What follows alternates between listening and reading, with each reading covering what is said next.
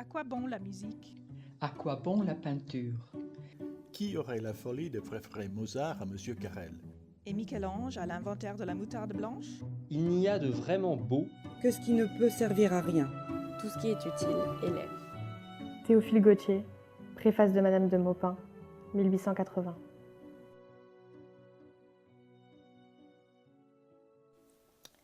Bonjour à toutes et à tous et bienvenue dans ce nouvel épisode consacré à l'art pour l'art. Je m'appelle Nathalie Garnet-Roberts et j'animerai cette émission avec Alice Pouillet. Bonjour Alice.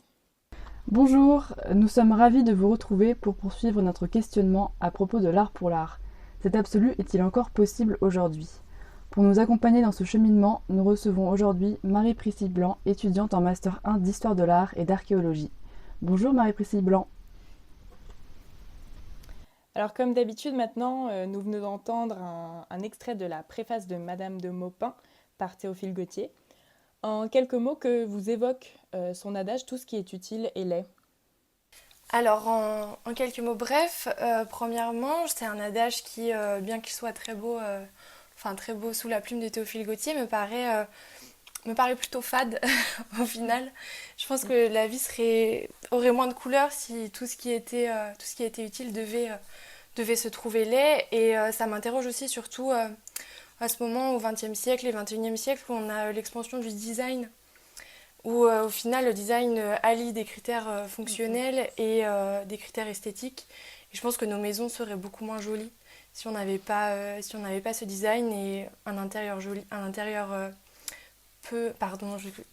je bafouille, un intérieur assez ennuyeux ferait une des vies peut-être un peu plus ennuyante, d'autant plus en cette période de confinement. C'est clair, putain. Oui, c'est tout à fait vrai. Donc Marie-Priscille, dans le cadre de vos études, vous préparez en ce moment un mémoire traitant de l'impact de la calligraphie urbaine dans les villes libanaises, un art qui allie la tradition et le street art contemporain. Est-ce que vous pouvez nous en dire plus à ce sujet? Oui, bien sûr. Alors moi, ce mémoire, il m'est venu en tête à la suite d'un Erasmus au Liban effectué l'an dernier. Et j'avais choisi le Liban pour son intérêt culturel, puisque il y a vraiment un foisonnement de culture à la fois orientale, occidentale, et aussi pour son contexte politique et social qui est quand même particulièrement intéressant. Et en fait, j'ai trouvé ça très intéressant de voir comment l'art a toujours un impact très important au Liban, d'autant plus avec les révolutions qui ont eu lieu ces dernières années. Et je trouvais intéressant du coup de vraiment lier l'art à ce contexte politique et social, et donc aussi de voir cet engagement de l'art, ce qui va plutôt bien dans cette problématique de l'art pour l'art, où c'est vraiment cet engagement de l'art qui me paraît essentiel au Liban en tout cas. Et c'était, je trouve que c'est toujours intéressant puisque je vais travailler dessus 2 ans, donc c'est mieux si ça m'intéresse. Je trouvais ça intéressant de voir comment l'art, et d'autant plus la calligraphie urbaine, donc sur les murs des villes, permet de présenter une identité à la ville, mais également une identité parmi les artistes qui, par le biais de la calligraphie, recherchent dans leurs origines, dans leurs racines, quelque chose pour se lier entre eux, dans un pays qui est plutôt éclaté, où au final il y a peu de liens sociaux entre les gens, que ce soit au niveau de la langue ou au niveau de la religion, etc. Au final, on a vraiment l'impression que les Libanais sont Libanais pour la terre. Et ce qui est intéressant avec la calligraphie, c'est que c'est vraiment une recherche dans l'origine de la langue arabe pour essayer de souder les Libanais entre eux et au final de créer une plus grande cohésion dans une ville qui est très marquée par son contexte historique, par la guerre civile de la fin des années 1980. Et donc je trouvais ça très intéressant de voir comment les artistes pour eux-mêmes recherchent leur identité par la calligraphie, mais également essayent de créer une identité nationale par la calligraphie urbaine, de sorte à ce qu'elle soit visible de tous, et que tous les Libanais puissent se reconnaître aussi dans cette calligraphie urbaine, tout en je vais dire évidemment, mais non, il n'y a rien d'évident là-dedans, mais tout en portant une dénonciation d'un régime politique qui est très corrompu, une dénonciation d'acquis sociaux qui sont... enfin, nous, on serait révoltés, enfin, en tant que Français, on serait révoltés de voir comment les gens vivent, d'autant plus avec la dernière explosion du 4 août. Et au final, on a vraiment l'impression que l'art sert à éveiller les consciences des Libanais et à leur dire ce que vous vivez n'est pas normal. Et c'est ensemble, et c'est simple, enfin c'est par l'unité entre les Libanais qu'on pourra essayer de faire changer ça et d'essayer de renverser une politique qui ne convient plus du tout au peuple libanais. Et je trouvais ça très intéressant de voir en fait comment un art millénaire peut servir encore aujourd'hui et comment il se réadapte au contexte actuel et comment quelque part il est magnifié par ce contexte. Justement, j'allais rebondir juste ce que vous disiez suite à l'explosion du 4 août. Pensez-vous que ça va exacerber la place de l'art de rue, entre guillemets? Enfin, est-ce que vous voyez une possibilité pour l'art d'être encore plus présent? Eh ben, oui, enfin, je pense que c'est surtout la Tsaoura, la révolution de 2019, où vraiment les artistes sont descendus dans la rue, enfin tout le peuple libanais en fait, enfin un quart du peuple libanais, ce qui fait 1 million de personnes, parce qu'il y a 4 millions de personnes au Liban, ce qui est assez énorme. Et les artistes, en fait, on avait vraiment l'impression que les habitants portaient les artistes. Vraiment qu'ils leur disaient, allez, maintenant on va taguer les rues, on va faire de l'art, on va faire du design en réaction à cette révolution. Et bien sûr, je pense que l'explosion du 4 août, sans forcément exacerber, mais donne une impulsion supplémentaire aux artistes qui se disent « Ok, en fait, on a fait tout ça, ça suffit pas, il faut continuer et il faudra toujours continuer d'informer la population. » Lors de l'épisode précédent, on a reçu Blanche Sabat, qui est illustratrice et militante féministe, qui a notamment travaillé sur le logo du collectif Collage Féminicide Paris. Pensez-vous que l'art de rue puisqu'il est visible par toutes et tous, a une tendance à devenir un art qui revendique plus qu'un autre genre? Alors premièrement, je pense que c'est un art, du coup, de par sa position dans la rue, qui cherche à se rendre visible, qui veut être vu. Et c'est un peu tout ce sur quoi il se construit. Mais cependant, je pense qu'on peut voir différents aspects de cet art qui revendique d'une certaine manière, c'est évident et on ne peut pas le nier. Et ce qui est intéressant, c'est de voir cet art, que c'est un art engagé, souvent c'est un art engagé, surtout on peut le voir avec les collages contre les féminicides, même si c'est pas de l'art en soi, mais qu'il y a vraiment une volonté d'investir la rue et de dénoncer, et puis simplement de faire prendre, d'éveiller les consciences à ce qui se passe aujourd'hui, et simplement de donner une place quelque part aux femmes dans la rue.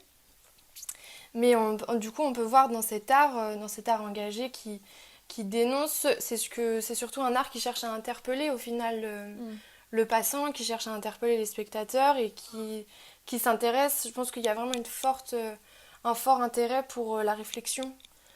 Vouloir dire aux gens qui vont dans le métro, qui vont au travail, ok, en fait il y a d'autres choses qui se passent et c'est pas simplement métro, boulot, dodo, c'est aussi il y a d'autres choses qui peuvent nous arriver et c'est souvent le cas par l'art.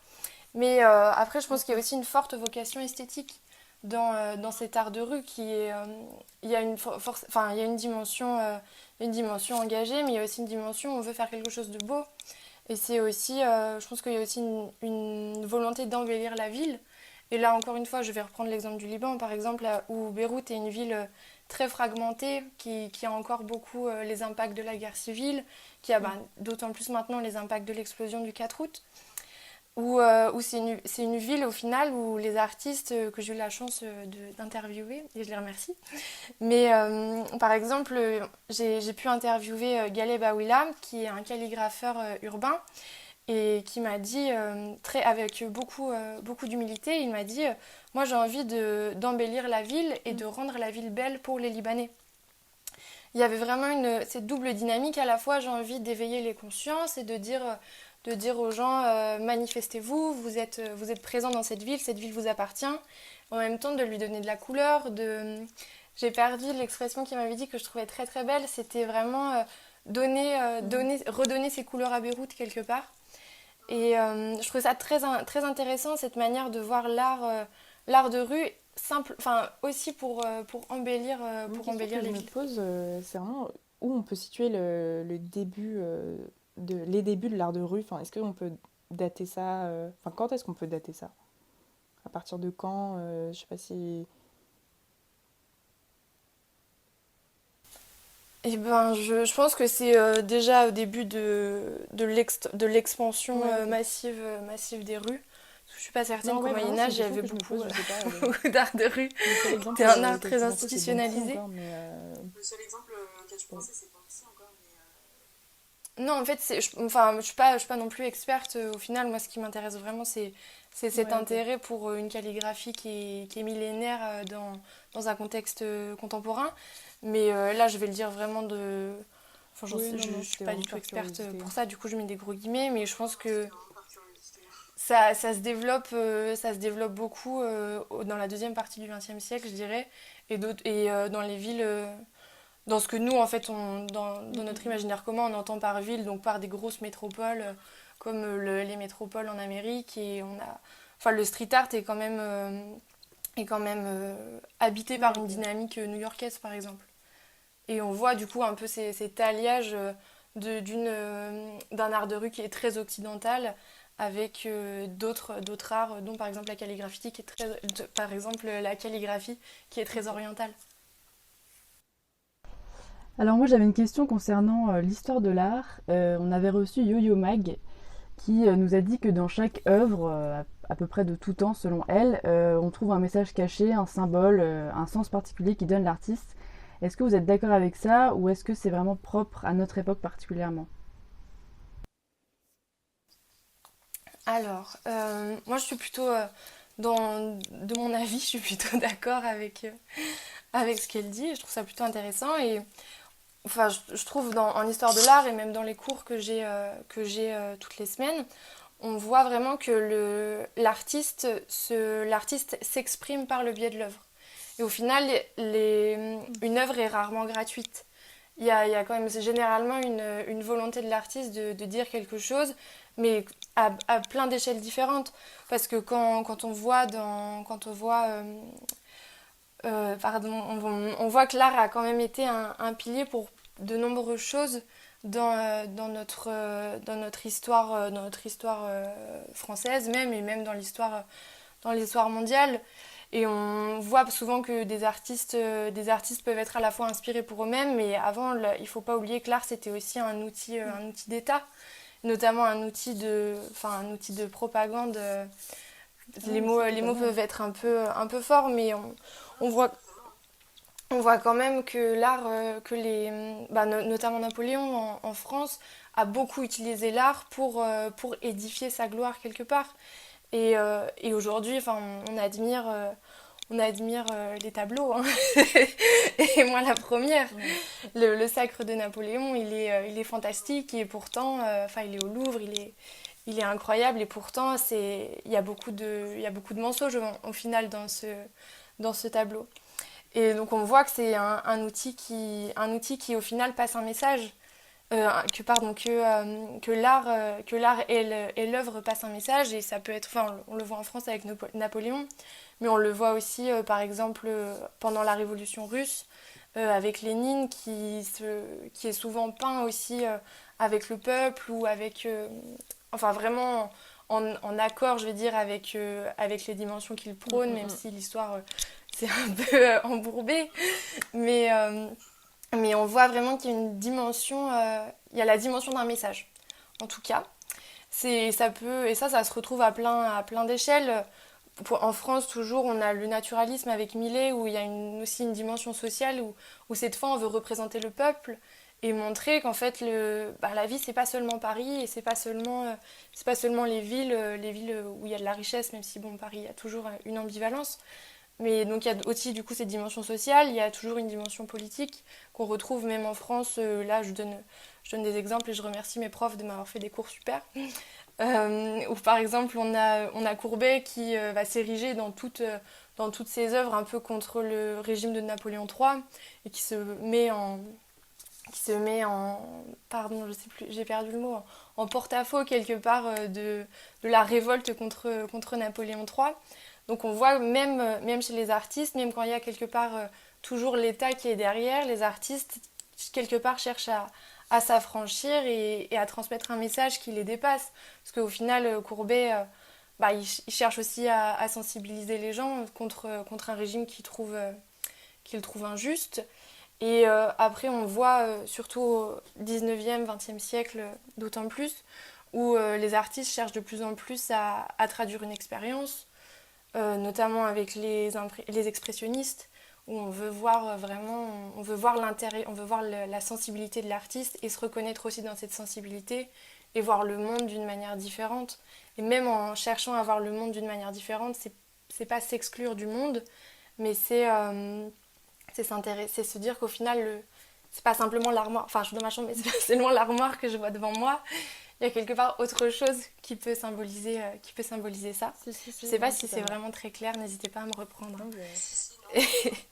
Et d'un autre côté, je pense qu'il y a vraiment une dimension d'artiste qui veut parler, qui a quelque chose à dire et qui se fait le relais au final par son œuvre, qui se fait le relais je sais pas, une réalité supérieure, mais ça fait un peu illuminé, mais qui est animé par ce qu'il vit.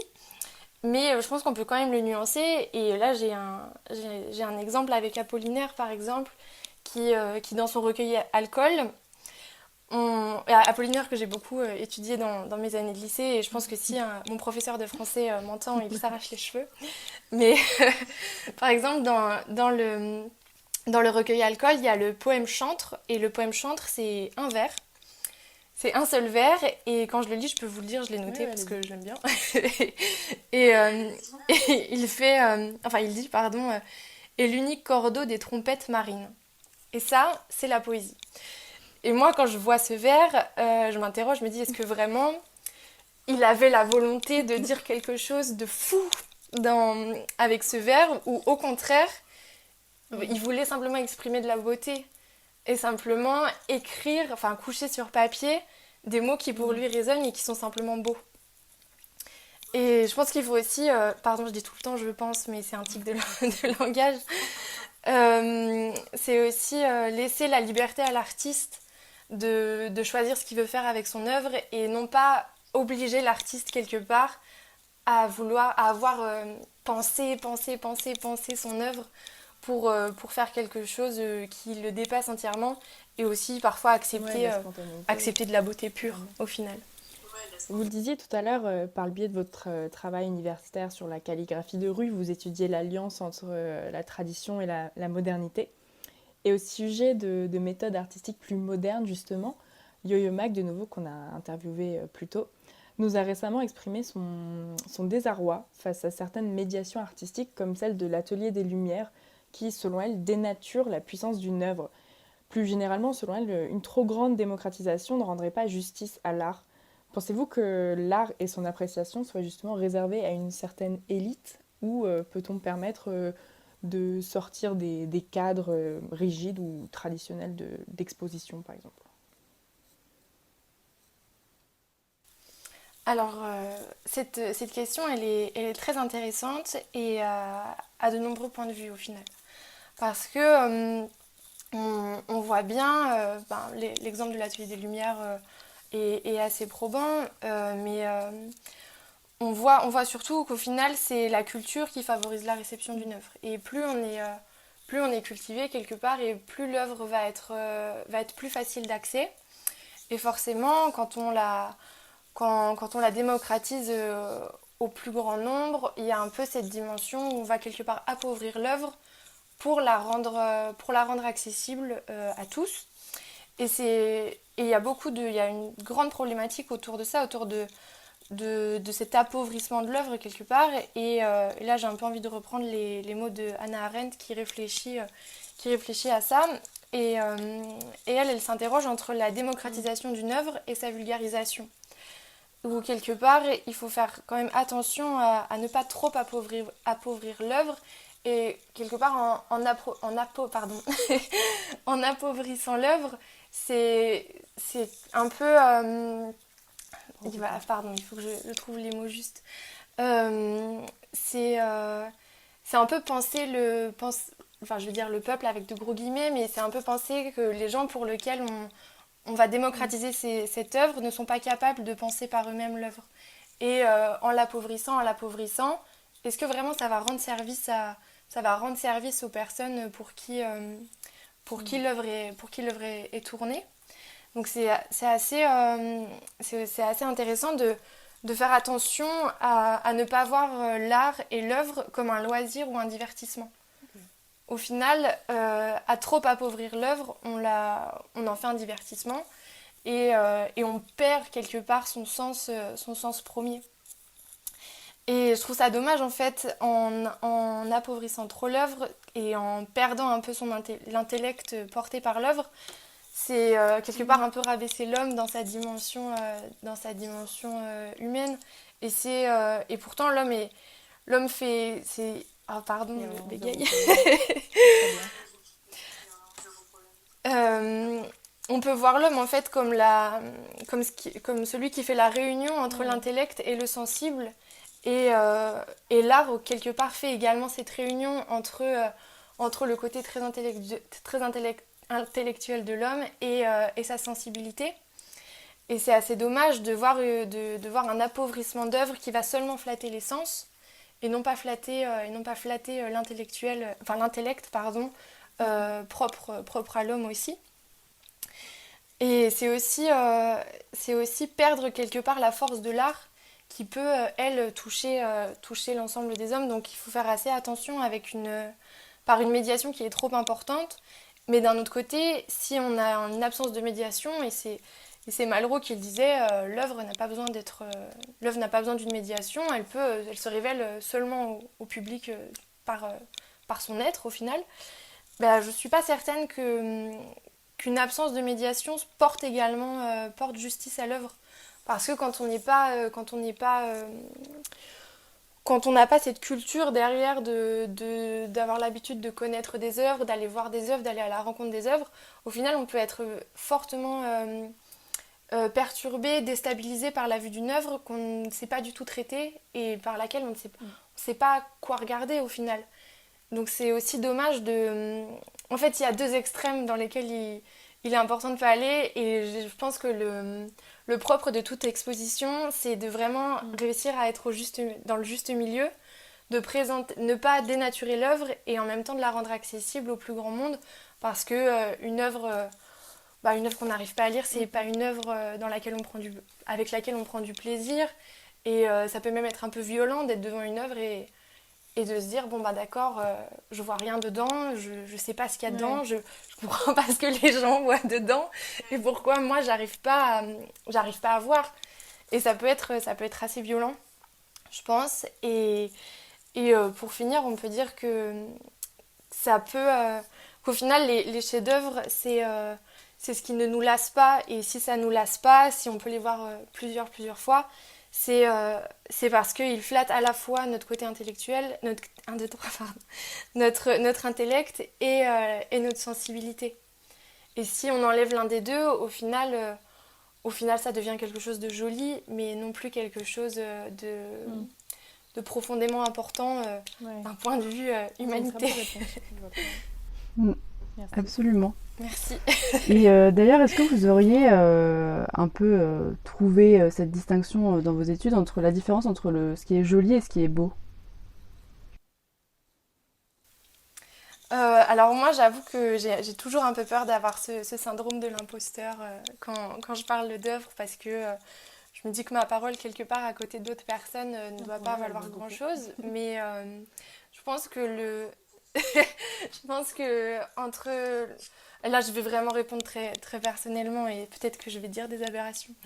Mais je pense que la différence entre le joli et le beau, c'est quelque chose qui peut nous toucher profondément, mais qui touche autre chose que le plaisir esthétique, que le plaisir de la vue. Quand on va voir un tableau, par exemple, je sais pas, peut-être que je dis des bêtises, mais la différence entre un papier peint un très joli papier peint et un tableau, il y a quelque chose qui nous touche plus dans le tableau, qui révèle quelque chose de plus profond en l'homme que simplement un joli papier peint qui va très bien rendre dans ma chambre et avec lequel je vais pouvoir faire du super je photos vois très Instagram. bien. Parce que la différence se trouve quelque part là. Ok, ça me va comme réponse. Nous constatons aujourd'hui un véritable renouveau donc, de l'art de rue. Pensez-vous que dans le futur, les musées seront tous à ciel ouvert? Alors, encore une fois, je vais répondre oui et non. Pardon, si j'ai pas l'avis tranché que vous attendiez. Je pense que les musées ne seront pas tous à ciel ouvert. Ça me semble compliqué vu cet aspect institution. Le musée, c'est quelque part une institution et c'est même plaisant et il y a un petit côté très classieux, j'ai envie de dire. Quand on dit à ses amis oui je vais au musée. Je sais pas si vous voyez ça, mais se dire oui samedi j'ai une exposition au Louvre, c'est très intéressant. Mais du coup je pense qu'il y a il y a un petit côté noble avec le musée et je suis pas certaine qu'on soit prêt à abolir ce côté en mettant l'art dans la rue. Et moi la première, je suis trop contente de dire que je vais au musée. Non, ça me fait très plaisir. Et d'un autre côté, il y a quand même une forte inégalité d'accès sur le territoire français. Enfin, là, je parle du territoire français que je connais mieux quand même que le territoire européen. Mais il y a quand même une inégalité d'accès au musée aujourd'hui qui est toujours présente. Et quelque part, ça donne un peu une inégalité d'accès à l'art, puisque au final, l'art se trouve quand même essentiellement essentiellement placé dans les musées. Et ça pose aussi la réflexion, je pense que je l'ai eu dans mes cours de philo, est-ce que l'art n'existe qu'au musée quelque part? Est-ce que c'est parce que c'est au musée que c'est de l'art? Ou est-ce qu'il y a vraiment une réflexion derrière?